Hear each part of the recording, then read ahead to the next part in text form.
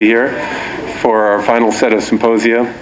Our title today, as you know, is Policies, Advocacy, Collaboration, and Models for Change. So I think you're in for a treat. We have some very exciting presentations from Slovenia, Vietnam, UK, and the United States. I have one quick question. I'm embarrassed to ask this, but is Dr. Clancy here? I'm not even sure if I haven't seen her at the conference, so I believe we're just going to have 3 speakers today. I apologize if she comes in late, we'll accommodate that. But we have 3 presenters today from around the world. And if you would, because we only have 45 minutes for our session, we'll ask you to hold the questions to the end. Is that all right? Great, and look forward to that. So let me introduce our distinguished presenters today to begin with. Our first presenter is Matej Košir from Slovenia. Matej is the director of the Institute for Research and Development, or UTRIP, in Slovenia. He's been working in prevention and advocacy in the field of alcohol, tobacco, and other drugs for 25 years. While in Slovenia, he's been leading the network prevention platform for more than 10 years, in which over 40 mostly NGOs and local governments actively participate. He's also been involved in more than 30 European projects in the fields of health, justice, education, youth, and research, and as a leader in the research area.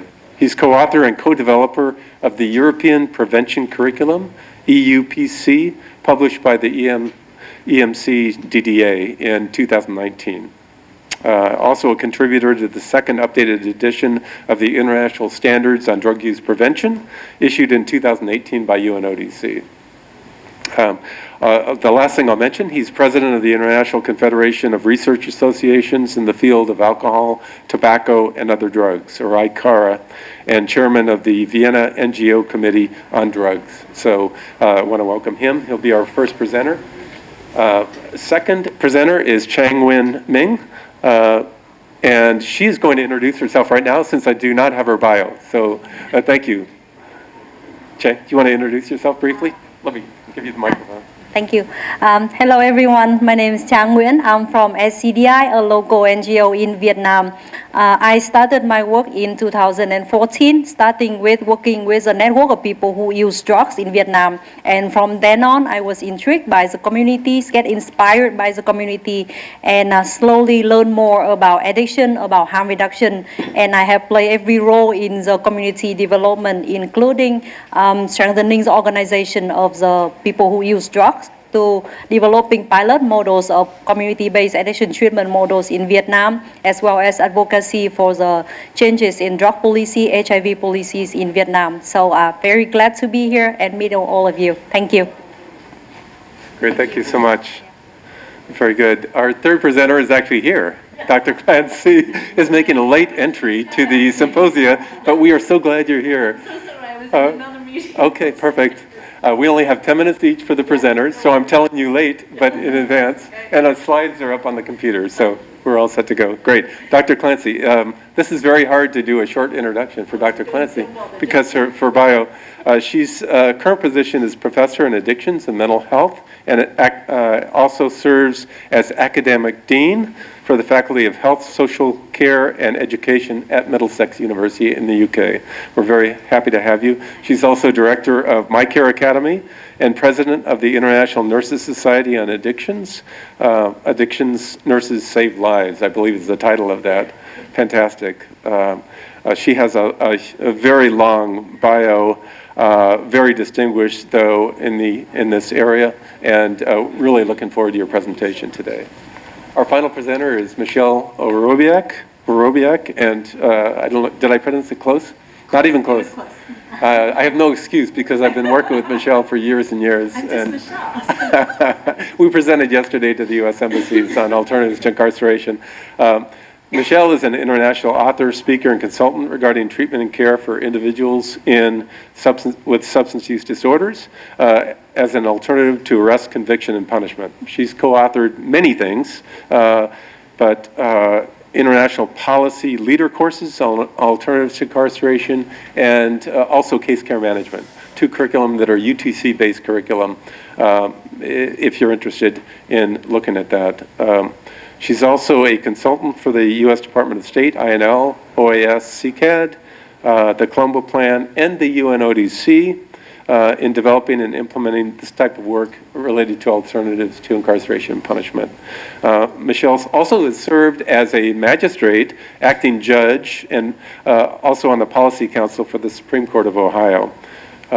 And is very esteemed. So we're very lucky to have a distinguished panel, and I want to start with Matej, who will be our first presenter from Slovenia. Do you want to use the... Yes. I like this. I like to walk. Walking speaker. Okay, let's start, not to lose too much time. I will speak about the importance of advocacy, knowledge and skills, also among researchers and scientists. Although many of you might think that advocacy is a kind of natural role of civil society organizations, but in the last decades, the importance of for researchers and scientists to be involved in advocacy activities, the importance is increasing. So I think it's equally important in advocacy processes to influence policy and decision-making processes that civil society and researchers and scientists and also some other stakeholders work together hand in hand. Especially if, you know, you as a researcher or as a scientist or a practitioner, we live in the communities. We live in our cities, villages. We are involved in different processes in the community. So we are involved also as a citizens in advocacy activities, because we see things happening in the community, like you know, some unethical tactics and strategies of unhealthy industries, or some ineffective prevention programs, or some, you know, different ineffective treatment or recovery programs are happening in the community. And as advocates, as good advocates, we have to be involved in these processes and say what is right and what is wrong. So it is important for us, not just as a professionals, but also as a citizens, to be involved in these processes. Especially because unhealthy industries are there 24 hours a day, 7 days a week, every day in the year. We as public health advocates, we have to be present as much as possible as well. I always like to show this, prevention olive. We call it prevention olive, which shows a quite good situation in the field of prevention. I hope it's much better situation in treatment and recovery, but in prevention we are not doing well generally at the global level. And why advocacy is important? Because we want to improve this prevention olive, because we want to make it more white and red. That's why advocacy is also important, not just for changing policies, but also to changing situation, to bring more evidence-based practices in our communities. And there is a need. We made a simple study among prevention workforce, and it showed that the skills and knowledge is not adequate in the field of advocacy among prevention workforce. So there is a need to increase knowledge and skills in advocacy, not just in prevention workforce, but I think also in addiction-related workforce. Those skills, knowledge and skills, are essential for all of us working in the field of addiction. As I said, it's not exclusively the thing for civil society to be loud in different policy and decision-making processes, but we have to work on that also scientists and researchers become relevant stakeholders in advocacy programs. Because it's not just about the policies and practice, it's also about funding and research programs, research, education and training program priorities decided by the governments and other authorities. So we have to advocate also for, I don't know, if we are interested to do more research in the field of recovery or harm reduction, we have to advocate towards the governments to put this priority as a research or training and education priority in different funding programs and schemes. And this is maybe one of the most important reasons why advocacy in the field of public health is especially important, because there are a lot of industries there doing a negative impact in our societies. Selling alcohol, tobacco, other drugs, cannabis, for example, it's more present. Also food, junk food industry, sugar, sweet beverages industry. There are a lot of unhealthy industries, and they're all the time present. They're all the time knocking on the politicians' doors. They're all the time at the meetings with the ministries, with the parliamentarians, with political parties, and that's why the situation is so awful. And whenever we come as advocates to discuss these things in political meetings, we thought that we are not heard at all, because things are already decided before through other channels, usually undercover, under the table channels by the industries. This is a situation in Brussels with alcohol industry. They employ about 500 to 600 lobbyists to work for alcohol and tobacco industry in Brussels. And we are maybe few NGOs, civil society organizations in Brussels working in the field of public health.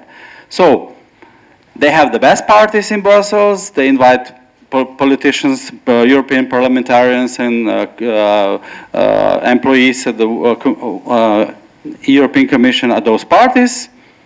They organize a lot of different nice events for them, and we are not doing the same. So, of course, we don't have adequate resources to organize this, but we at least have to be more present in policy and decision-making processes. That's the way we can do it. Not organizing parties for them, but to be present there, to knock on their doors, to speak with them, to forge stronger relationships with them, so they know about us. So whenever they discuss about particular topics, they know, oh, yeah, we have to invite those guys from this university, this NGO, to discuss about this issue. And what is our biggest power? We use research to inform policy and decision makers, because most of the research is on our side, not on the side of unhealthy industries, of course. But they're using their own research as well, much better than us. They present different benefits of using wine, of using maybe even electronic cigarettes, safer than the usual cigarettes. They're using research to inform, to lobby for their own interests. But we are not doing adequately from the other side. We have to provide more expert testimony. So we have to be present in the parliament. We have to be present in media. We have to be present at the meetings with the ministers, local authorities, etc. We have to write position papers, press releases, organize press conferences, post on social media. Those are all skills we need as a public health advocates to be successful in the long term.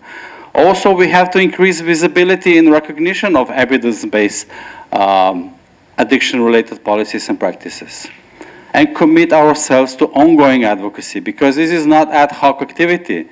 We not jump when it's something discussing in the parliament. We have to do it in the long term and as an ongoing activity. This is policy making, policy cycle, and what do you think in which policy phases we are most present as advocates? Here, the last phases of policy cycle. Policy adoption, when the law is discussed in the parliament, for example, or when something is already adopted and implemented. We notice that something is going wrong, and then we jump and start shouting. Too late. There are several other phases more relevant for our work. Agenda setting.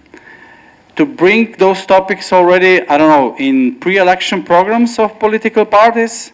So if we are able to do it, if they put it in the pre-election programs, it's more likely that this will actually be at least discussed and maybe even implemented in the future. So this is too late. Usually we are jumping into these processes too late.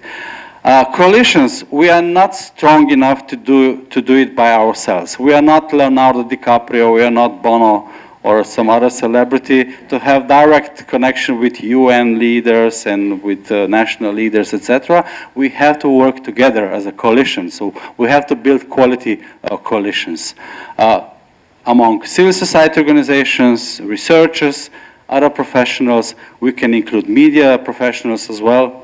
And so on. So there are several benefits and disadvantages of coalitions, but I will go through these slides faster than usually, but my slides are available, so you can get my slides and read those disadvantages and benefits. Also, I will just finish with this media advocacy, the importance of media advocacy, because if we are not in media, including social media, we don't exist as public health advocates. Right? Yeah, because all other stakeholders are on social media and other media as well. So media coverage is really important. So we have to work to get good messages, media plan in advance, and work in several, to use several methods in our advocacy activities.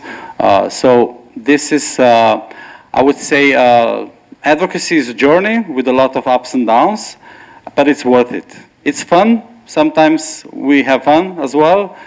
We are sad sometimes, we cry sometimes because we lose, but it's always next time. So we don't lose confidence and passion to work in the future as well. So, okay, very shortly. Could be 1 hour presentation. Yeah, I apologize again for the shortness of the presentations today, but we just have a 45-minute symposium, and these are presentations that typically would, I know Matej could speak for an entire day on a workshop as a beginning. So our next presenter is Trang Nguyen, and she's going to present on the multi-sector collaboration. Thank you. Thank you. Hello again. As you know, I come from Vietnam. I come from this region, and the situation in my country can be similar to the countries in the region. So I hope that our experience in Vietnam can inspire and also inform you about the potential risks and failures that you might face in the region in the advocacy, working on the addiction field, advocacy with the policy makers to make a better changes, to improve the quality of life of people who use drugs. The presentation from Dr. Matej actually sent a very strong message that resonates a lot with me about how advocacy is important in our field and how we need to build a coalition working together to make it happen. So really inspiring presentation. And I think mine is also in line with the message that you sent here today. So a little bit about the background of the work that we are doing. People who use drugs in Vietnam were regulated with 4 different ministries, different policies. When they are using drugs, they are in the jurisdiction of the law enforcement. They make profile of people who use drugs when they are tested positive with a urine test. The current drug control law regulates that people who just being detected of using drug will be put in the management system of the government and frequently get asked to come back to do the urine test again, so that if they violated more than 3 times during 6 months, they will be sent to the determination if they are addicts and be sent to the compulsory centers if they meet the criteria. So the first people that in contact with them is the police. The second one is the Ministry of Labor, Invalid and Social Affairs. This ministry regulates the detoxification centers in Vietnam. They compile, they make the guideline for the addiction, for the not addiction treatment, but detoxifications in the centers for people who are addicted to drugs. So another ministry manages them under the system. The third one is the Ministry of Justice. When you are possessed more than 0.5 gram of heroin, meaning that you are in the you are under the jurisdiction of possession of drugs, which means you can be sent to jail if you are possessed more than that. So if you just use drugs and tested positive with the drug, the police will be investigating you if you are also possessed of the drug and can be sent to jail or sent to the compulsory detention centers. So that is the third ministry. And the fourth one is the Ministry of Health, people who run the methadone program, who run the HIV program, who run the harm reduction program in Vietnam. So in that law that Ministry of Health have, people who use drugs are considered patients, but for the rest, they are still considered as social evil to be eradicated from the society in Vietnam. So basically there are contradictions in the current law between the different ministries regulating the same population.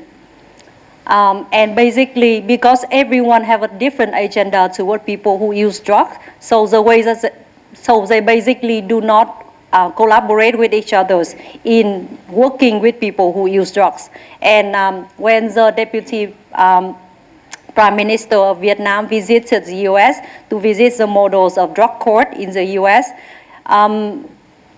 basically he was informed about the work that people can collaborate between the multidisciplinaries in working with people who use drugs. The social worker can identify the person and supporting them to access to the healthcare system.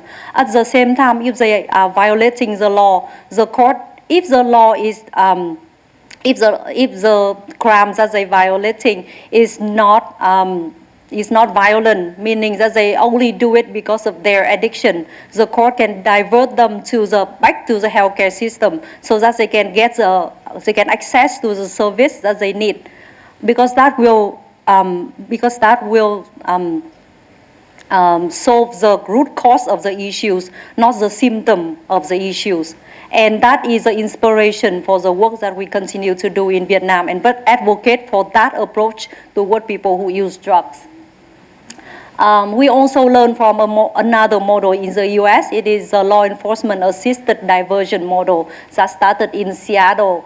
SCDI, my organization, we do advocacy in different levels, but in this one we work with the Ministry of Public Security, Ministry of Labor, Invalid and Social Affairs, Ministry of Health, and also Ministry of Justice to bring people out to the US and learn about the experience that you are doing, the approach that you are applying toward people who use drugs, and how the different sectors can work together in order to serve the same purpose, which is to create a better quality of life and ensure the security for the society. So everyone is working towards the same goal, but people are working separately into that. So the models that we develop in Vietnam, we call it police-mediated legal and social assistance model, so that when it is translated into Vietnamese, it matches with the current policies that we have. Instead of using the original name in the US, we got the funding from the SAMHSA, Dr. Kevin Monvi,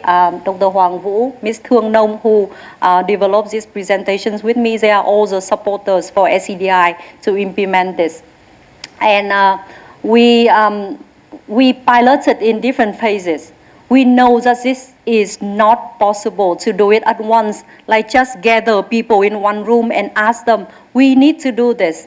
People will not listen. People will need a legal framework that allow them to do so. The police might be, at first, if they are convinced that this one is a doable model, they still need a regulation, a legal framework from the up to the bottom, allowing them to do so that they don't violating any legal frameworks that are existing in our country. And also the doctors from the health sector, they also need a regulation from their supervisors in the upper level, allowing them that they now can treat people who use drugs. The same for Ministry of Justice in the local level, as well as social affairs. So the first phase that we do advocacy in every levels, from the bottom to the top. And the second phase is where we implement our services. The goal and objective of this, I will fast forward. Thank you. The most important goals that we set out for ourselves is to support the access and compliance to appropriate medical, social, and legal services for people who use drugs in the society. And this is a model that we do. We know that police is the first one to come to contact with people who use drugs. They are tested positive with the urine, then the police will be the one who meet them first.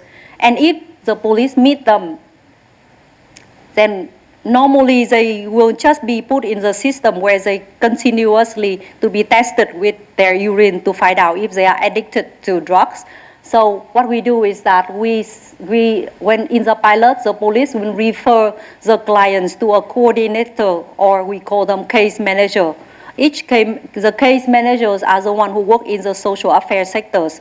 They will do the screening with the clients. They will do the brief counseling with the clients, and they develop a profile of addictions support for the client, so that the clients can access to the service that they require.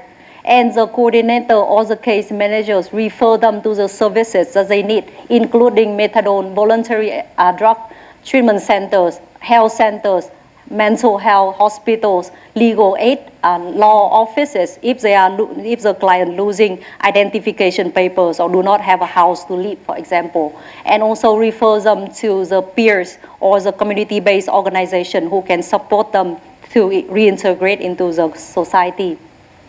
And we also engage with the counselors or the peers who support the coordinators from the social affairs, so that it creates a working relationship between the governmental sectors and also the community sector.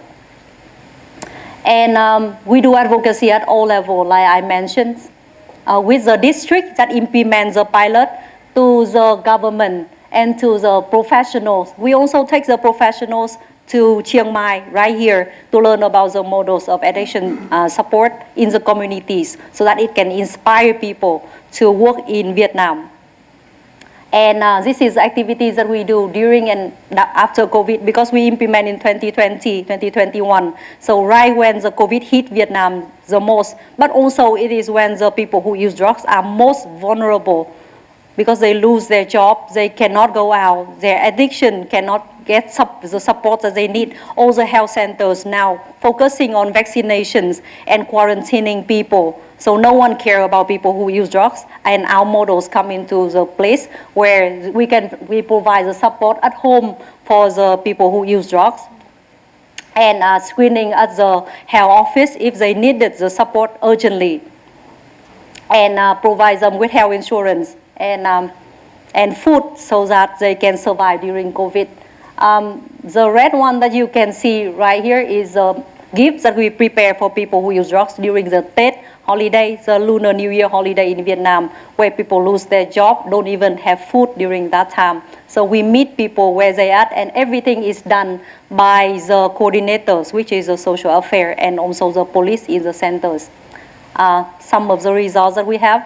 I'm sorry that I don't have enough time to do this, but we have a paper that got published in the journals of community safety and well-being, which we provide the detailed results of the ways that we did, including the screening results and the supporting results that the people who use drugs in our model get benefited. So you can access to that. I just want to have one small message that I want to send here. What you see here is a collaboration between an NGO, SCDI, our organization, with the law enforcement, with the social affairs department in Vietnam, with the health sectors in Vietnam. However, there is one missing link in here.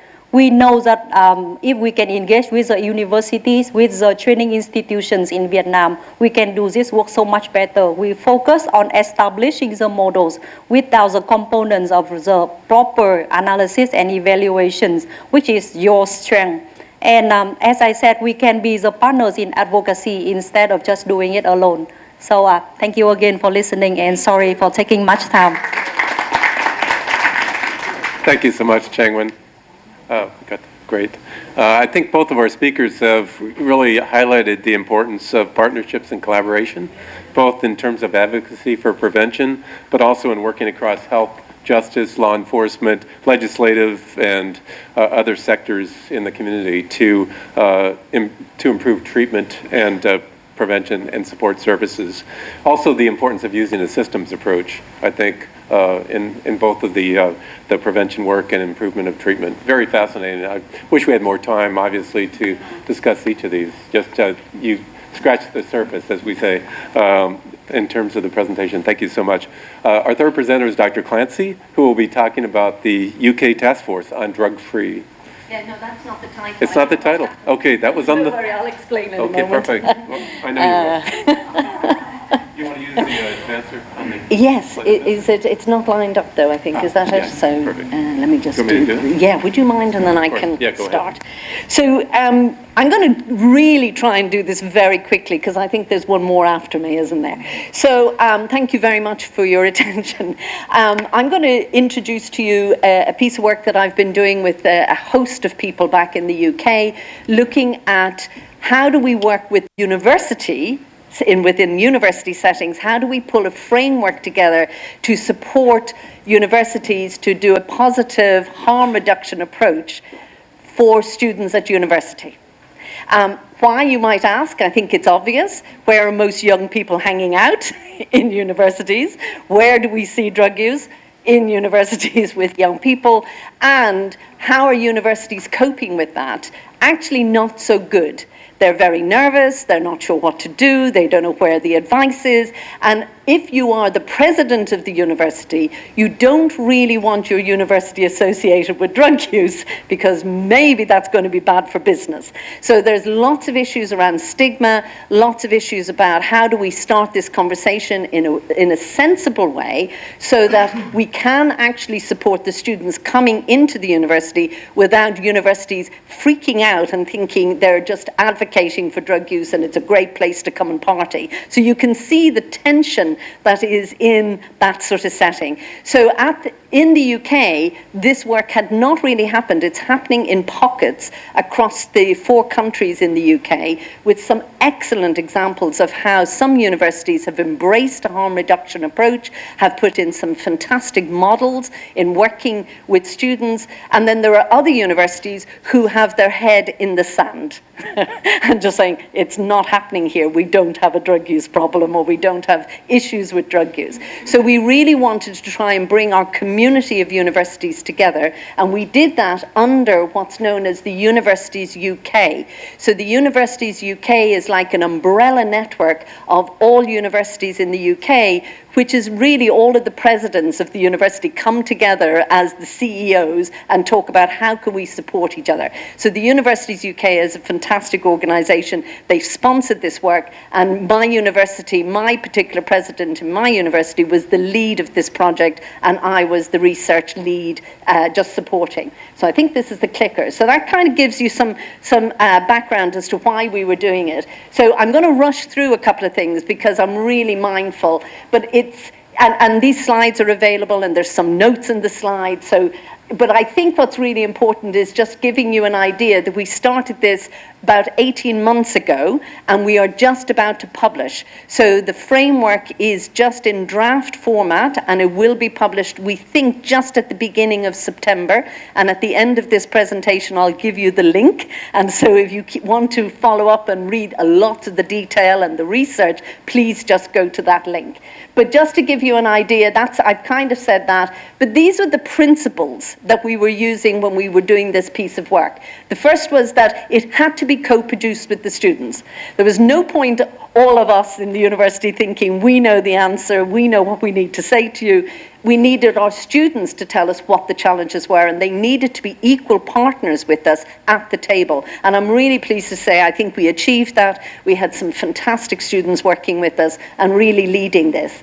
We also wanted to empower staff. We wanted staff not to feel that they were on their own. We wanted them to understand that we know that they have challenges, particularly our accommodation staff. So as a faculty member, I understand the challenges of being in a classroom, perhaps with the student is falling asleep because they're intoxicated, or they're not turning up to a class because they've been busy having a nice evening the night before. I understood that. But the bigger challenges were our colleagues who are working in the accommodation side, so where students are living when they're away from home, and our accommodation students trying to keep those students safe and understand how to manage, because lots of drug dealing might be happening, and how do they protect the students in their actual home after they've finished class. So there was lots of problems about trying to empower our staff to make sure that they felt okay. Acting in partnership is self-evident. Acting on evidence, of course, we have to do this with evidence, and then trying to demonstrate impact. So this was our methodology. It was a triangulated approach. We did a weighted study, a weighted panel with 4,000 students, which was done independently to try and get a sense of prevalence, to see exactly the extent of the problem. We also did a review, a literature review, and there's some really interesting stuff that's come out of the literature. And then we also did a survey with all of the providers, the universities themselves. And we had a cross-section of staff, from faculty through to accommodation staff, security staff, receptionist staff, right across the community, and the students themselves, obviously, through the weighted panel.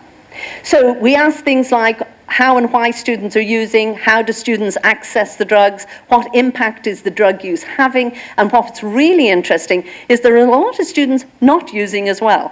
And so there was a thing about the harm that was being happening to students who are not using because of the students using. So if you had students in your accommodation using, they were also having an impact on the students not using. So lots of issues there.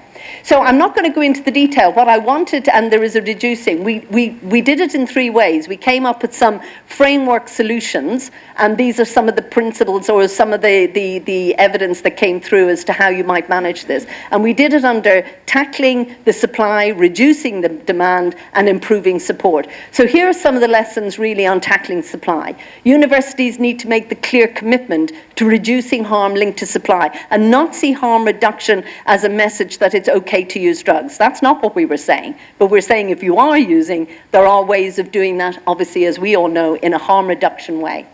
Data sharing, really important to understand the differences of different populations, from undergraduate to postgraduate, to different cultures, particularly if you have international students in your university. So it may be fine for a UK student who's a home student, but a student coming from China or a student coming from India will have a very different experience coming to a UK university and understanding that.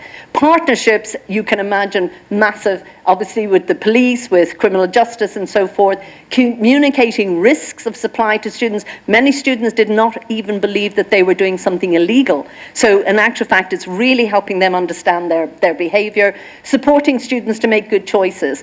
In demand, you can see it was embedding trust, because obviously we need to work together with the university and the students, communicate university commitment to harm reduction, link with student safety, support students to understand, mitigate risks, understanding the impact and harms for the non-user, partnership with student union, and so forth. And the final one was improving support. So lots about workforce development, staff awareness, but actually also making sure that there were really good pathways to treatment and students understanding that in signposting.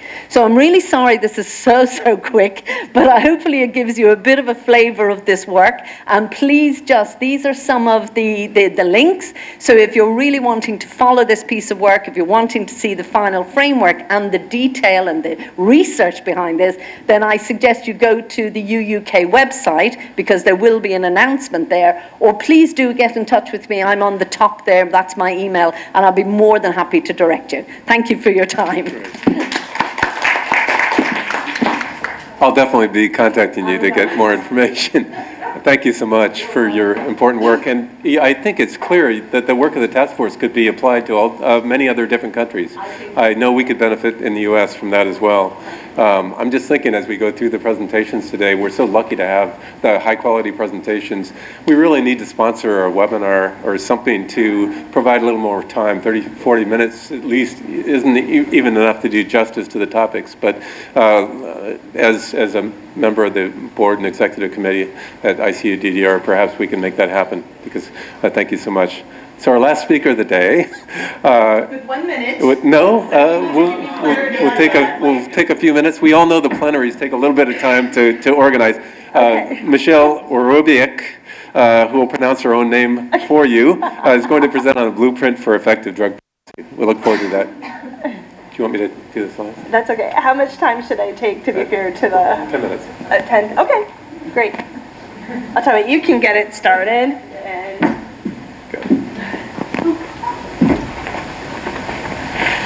I think we're good. I need the microphone. Oh, sorry. Let me turn this on. Okay, Here we go. great. Thanks, Roger. So it's Michele Worobiec, but Roger used the most common mispronunciation. And if you're Polish, you know that neither one of them are right. So just call me Michele, and that way we can just skip all of the worries about the last name. My maiden name was no easier to pronounce, so I really, I think in a future life I want to be Smith or something quite simple. You've seen me wear a couple of hats, so for those of you that are thinking, wait, she's with the Foundation for Drug Policy Solutions, I thought she was doing alternatives to incarceration. I consult with a number of different organizations, so I'm one of these crazy people that has a couple of full-time jobs all condensed into one, and so right now I'm wearing my drug policy hat. I'll go through really quickly, and I apologize also. I have two apologies. One is my slides don't have as much content, and I'll share with you why in a minute.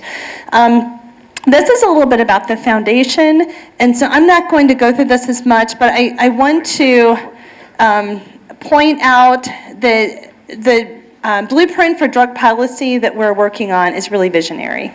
Okay, so we have a lot of chronic, urgent issues that are coming, and we're putting out fires, and we have to put out fires, but at the same time, we can't lose sight of the need to be visionary and to think about what do we need, what are the fundamentals that we need to have on board for drug policy that should be as good today as they are 5 years and 10 years down the road. The details of how to implement may change as we learn more, and I appreciate all the researchers that are here. I'm a lawyer, so I am not a researcher. So I appreciate all the research that tells us the right way to go, but we are trying to compile a comprehensive blueprint that tells us how we can check the boxes to continue to work toward this vision. There's also, there we go, there's a mission.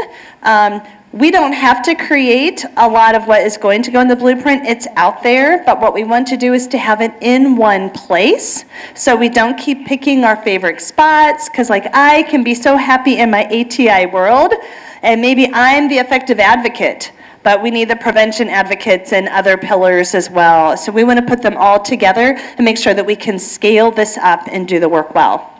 A little bit about the process. So again, it's kind of nice to have other speakers go in front of you because they already made the case.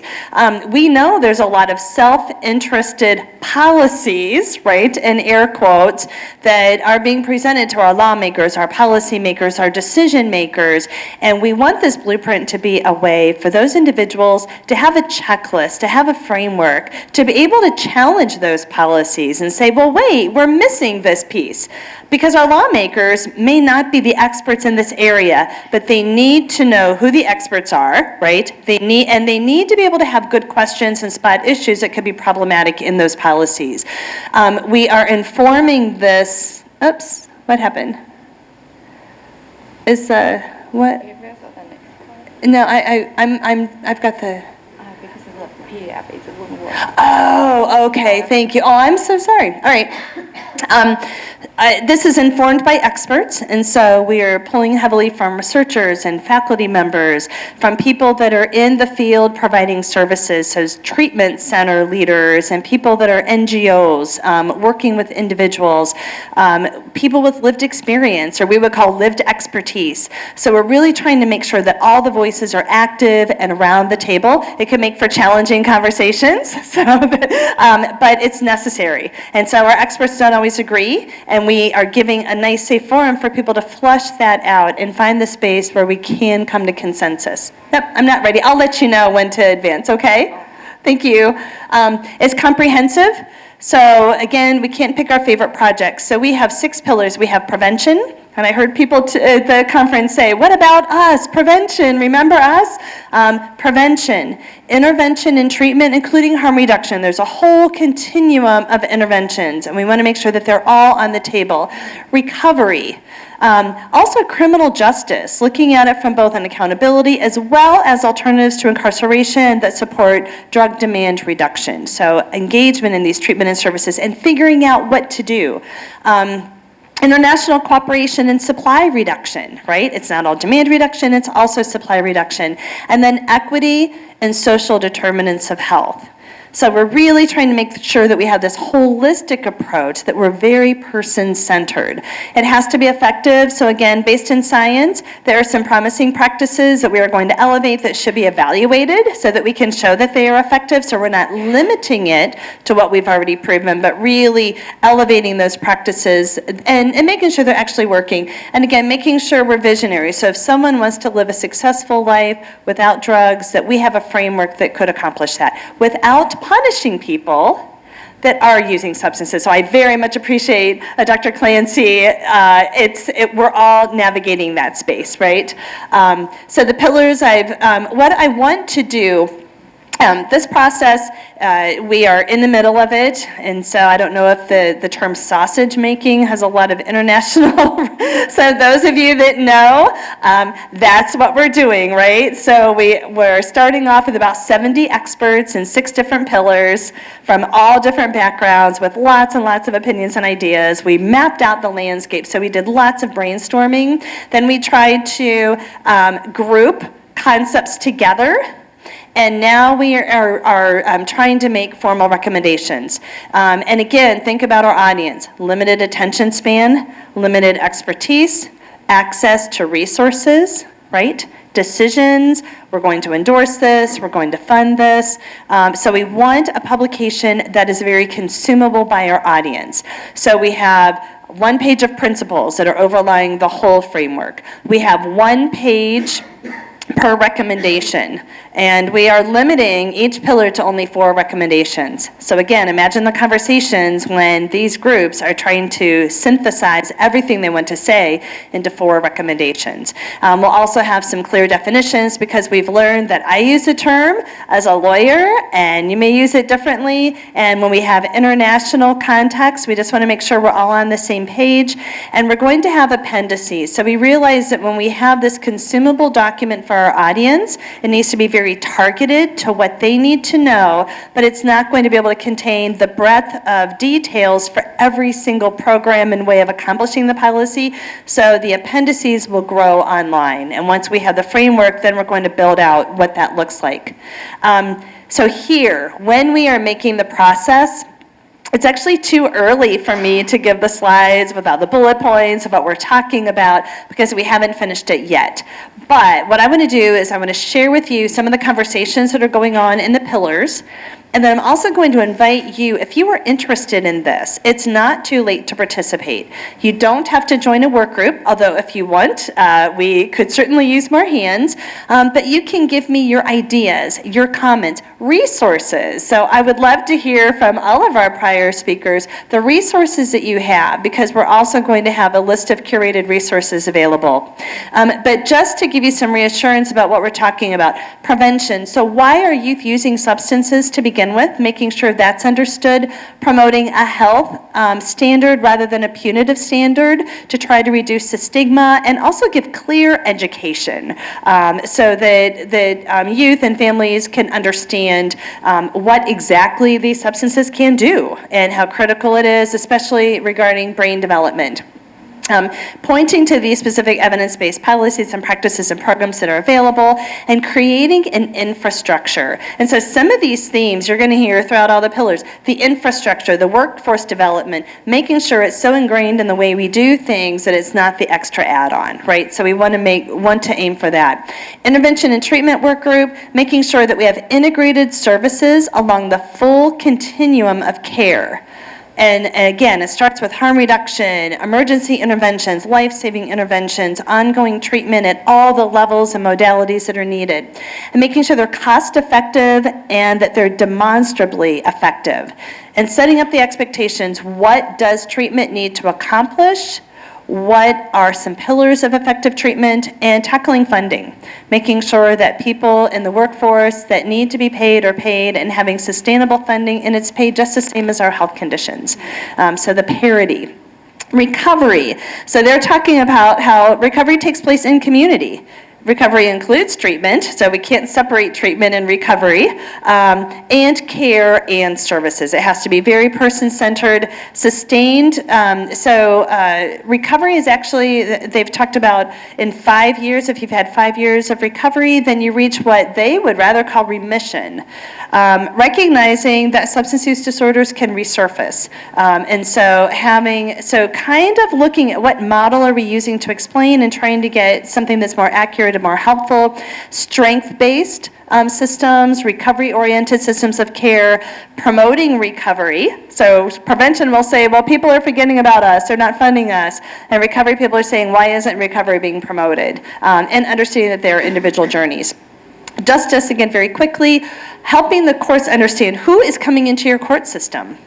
Is this part of the organization that is flooding our markets with substances? And even there, they have different levels of being parts of those organizations that demand different responses.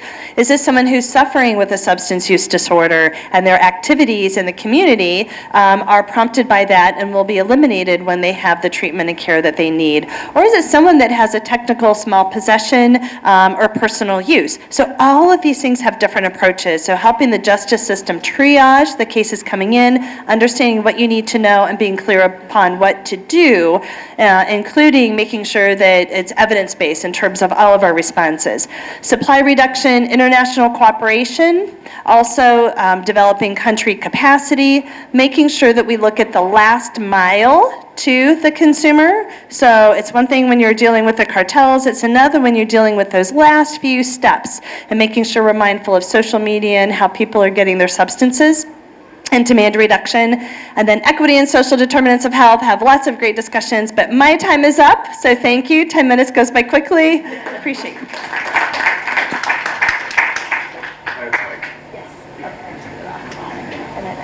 Thanks very much. I just want to please join me in thanking all of our presenters for a wonderful job.